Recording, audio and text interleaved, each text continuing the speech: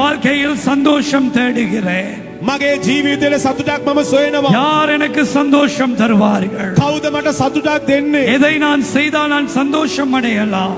මොන දේවල් කළොත් මට සතුටක් ලබන්න என் පුළුවන්? வாழ்க்கையிலே கண்ணீர் அதிகமாக இருக்கிறது මගේ ජීවිතයේ කඳුළු අධිකව තිබෙනවා என்று நினைத்துக் கொண்டிருக்கிற ஒவ்வொரு நெஞ்சங்களையும் தேவன் ஆற்றி தேற்றி சுகமாக்க இருக்கிறார். මෙලෙස සිතාගෙන සිටිනව සෑම හදවතක්ම දෙවියන් වහන්සේ සනසෝමින් සුව කරන්න බලා இன்றைக்கு සිටිනවා. எத்தனையோ பெற்றோர் பிள்ளைகளுக்காக கண்ணீர் வடிக்கிறார்கள். අද දෙමව්පියන් කී දෙනෙක්ද දරුවෝ වෙනුවෙන් කඳුළු සලනවාද? இன்று மாலையிலே ஒரு மனிதன் பேசும் பொழுது சொன்னார், අද සවස මිනිස්සේ කතා කරද්දි කිව්වා நான் இந்த ஆண்டவரை அறியேன், මට මේ දෙවියන් වහන්සේ ගැන දන්නේ. ஆனால் என் பிள்ளைகள் வீட்டுக்குள்ளே சாபங்கள் இருக்கிறது. නමුත් මගේ දරුවන්ගේ නිවස්වල සාප තිබෙනවා. அவனுக்கு பயந்து நாங்கள் வாழ வேண்டி இருக்கிறது. ඔවුන්ට බය වෙලා අපිට ජීවත් වෙන්න වෙනවා. அவன் திடீரென்று கொலை செய்து விடுவானோ என்று திகிடிலே வாழுகிறோம். ඔව් ශනිකව මිනිමරයිද කියලා බියකින් අපි ජීවත් වෙනවා. எல்லா இடமும் சென்று விட்டோம், விடுதலை இல்லை. හැම තැනකටම අපි ගියා නිදාසක් නැහැ. நாங்கள் சொன்னோம் இந்த ஆராதனை நடக்கிறது.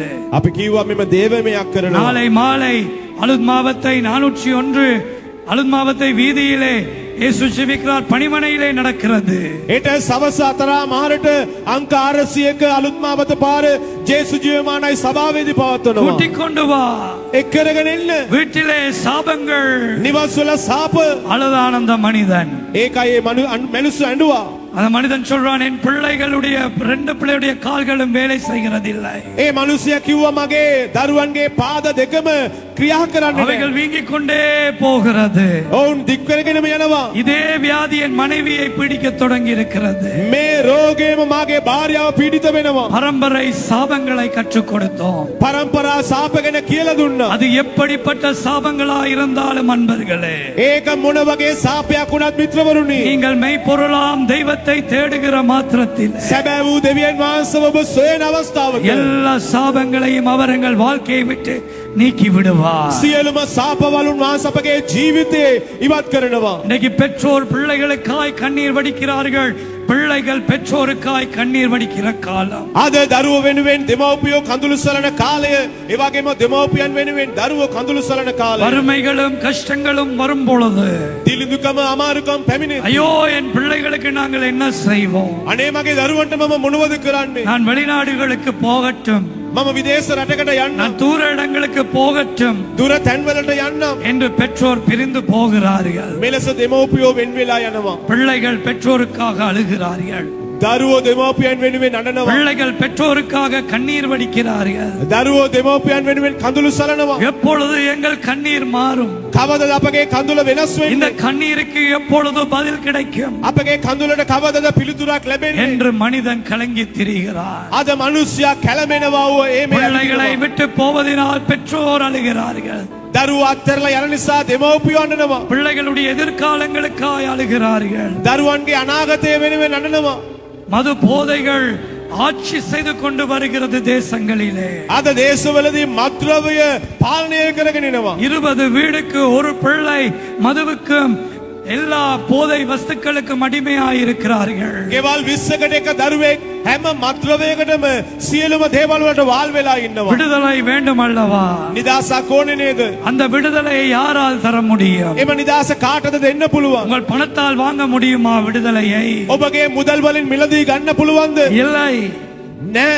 பொருளினால் வாங்க முடியுமா? මිල මුදල් වලින් පුළුවන්ද? வஸ்துக்களால் வாங்க முடியுமா? ඔබගේ දේපල වලින් පුළුවන්ද? கல்வியினால் வாங்க முடியுமா? ඔබගේ උගත්කමෙන් පුළුවන්ද? No. බෑ. No. බෑ. Can you buy that peace with money? ඔබගේ මුදල් වලින් සමාදානය මිලදී ගන්න පුළුවන්ද? No. බෑ. Can you buy the comfort and happiness with money? ඔබට සැනසීම ඒ වගේම සතුටක් මිලදී ගන්න පුළුවන්ද? No. නෑ. Because they are all temporary. මක්නිසාදේ සෑම දෙයක්ම తాවකාලිකයි. அவைகள் எல்லாம் தற்காலிகம். ඒවා හැම දෙයක්ම ஆனால் తాවකාලිකයි. ஆண்டவராகிய இயேசு சொன்னார், ස්වාමියෝ ජේසුස් කිව්වා என் சமாதானத்தை நான் உங்களுக்கு தருகிறேன். මාගේ සමාදානය නුඹලට දෙමි. என் சமாதானத்தை நான் உங்களுக்கு தருகிறேன். මාගේ සමාදානය නුඹලට දෙමි. சமாதானம் வேண்டுமா அன்பு நெஞ்சமே? ප්‍රේමාන්ත මිත්‍රයනි සමාදානයක් ඕනේද? அந்த தெய்வத்தின் பாதத்திலே நிலையாயிருங்கள். ඒ දෙවියන් වහන්සේගේ පාමුලේදී ස්ථිර වෙන්න. உங்கள் கண்ணீருக்கு பதில் வேண்டுமா? ඔබගේ කඳුලට පිළිතුරක් உங்கள் ඕනේද? கண்ணீரை யார் துடைப்பார் என்று எண்ணுகிறீர்களா? ඔබගේ කඳුල පිසදමන්නේ කවුද කියලා ඔබ හිතනවාද? ஆண்டவராகிய தெய்வம் இருக்கிறார். ස්වාමියෝ දෙවි කෙනෙක් ඉන්නවා. இன்னைக்கு நீங்கள் உலக மனிதனுக்கு முன்பாக கண்ணீர் வடிக்கும் பொழுது අද ලෝකයේ මිනිස්සයා ඉදිරියේදී ඔබ කඳුළු සලද්දී அவன் உங்களை தட்டி ஆறுதல் படுத்துவான். ඒ මිනිස්සයා ඔබ තට්ටු කරලා පොඩ්ඩක් සනසන அன்பின் வார்த்தைகளை சொல்லுவான். ප්‍රේමණීය වචන කියයි. அவ்வளவுதான். එච්චරයි. ஆனால் அதே கண்ணீர், නමුත් ඒ කඳුල அதே வேதனை ඒ වේදනාව இன்னைக்கு குடும்பங்களை வேதனைப்படுத்தி துன்பப்படுத்தி கொண்டிருக்கிறது. අද පෞල් වේදනාවට පත් කරමින් දුකට පත් කරනවා. ஆகவேதான் ஒரு இரட்சகர் வேண்டும். ඒ නිසායි ගැලවුම් කරුවෙක් අවශ්‍යයි. அவர் எங்கள் கண்ணீரை துடைக்கிற தெய்வம். උන්වහන්සේ අපගේ කඳුල පිසදමන්නා වූ දෙවි உங்கள் කෙනෙක්. கண்ணீரை எல்லாம் அவர் மாற்றுவார். ඔබගේ සියලුම කඳුළුන් වහන්සේ වෙනස් කරයි. என்னென்ன காரணங்களுக்காய் கண்ணீர் வடிக்கிறீர்களோ මොන මොන හේතු නිසා ඔබ කඳුළු සලනවාද? தெய்வம் சொல்லுகிறார், உன் கண்ணீரை நான் கணக்கிலே வைத்திருக்கிறேன். දෙවියන් වහන්සේ කියනවා නුඹගේ කඳුල මාගේ ගණනේ තබාගෙන ඉන්නවා. நீங்கள் வடிக்கிற கண்ணீரை தேவனுடைய பாதத்திலே நீங்கள் வடிப்பீர்களானால் அதை கணக்கிலே அவர் வைத்திருப்பார். ඔබ සලන්නා වූ කඳුළු දෙවියන් වහන්සේගේ පාමුලේදී ඔබ සලනවා නම් උන්වහන්සේගේ ගණනේව තබාගෙන அந்த ඉන්නවා. ஒவ்வொரு கண்ணீருக்கும் உங்களுக்கு பதில் தர தெய்வம் உண்டு. ඒ සෑම කඳුලකටම පිළිතුර දෙන්නට දෙවියන් වහන්සේ බලා සිටිනවා. யார் யார் என்னென்ன அடிமைத்தனத்திலிருந்து விடுதலை பெற முடியாமல் தவிக்கிறார்களோ, කවුරුද වහල්කමෙන් නිදහස් වෙන්න බැරිව ඔබ දුක් විඳිනවාද? நான் எல்லா முயற்சியும் எடுத்து விட்டேன். මම හැම උත්සාහයක්ම ගත්තා. இதோ அந்த பிள்ளையின் சாட்சியை கேட்டீர்கள். අන්න අර දරුවගේ සාක්ෂියට ඔබ நான் අවිමුඛ விடுதலை දුන්නා. தேடி அலைந்தேன். මම නිදහසක් සොයලා එමේ ගියා. எனக்கு தெரியும் தெய்வம் என்னை அழைக்கிறார் என்று, ஆனால் என்னால் அதை விட முடியவில்லை. මට දන්නවා දෙවියන් වහන්සේ මාව කැඳවනවා. නමුත් මට ඒව අත්හරින්න බෑ.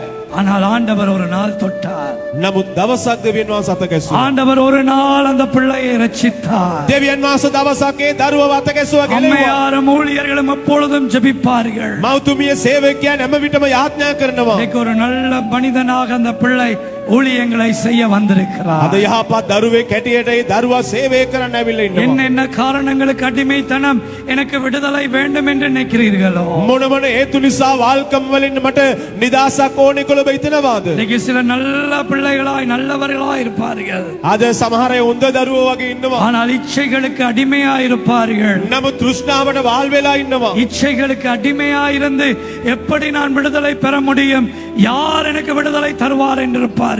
තෘෂ්ණාවට වාල් වෙලා ඉන්නව මාව කවුද නිදහස් කරන්න කියලා බලා ඉන්නවා. ஆண்டவராகிய இயேசு எல்லா அடிமைத்தனத்திலிருந்தும் மனுக்குலத்தை விடுதலை செய்யவே மனு உருவாய் இந்த பூமிக்கு வந்தார். ස්වාමී වූ ජේසුස් වහන්සේ සෑම වහල්කමටත් ඒ සෑම තෘෂ්ණාවලටත් නිදහසක් දෙන්නයි මනුකායක් රැගෙන මේ පොළොවට ආවේ. விடுதலை இல்லை என்று கலங்காதிருங்கள். නිදහසක් නැහැ කියලා ඔබ කැළඹෙන්න එපා. அவர் உங்களுக்கு விடுதலையை தருவார். උන්වහන්සේ ඔබට නිදහසක් දෙනවා.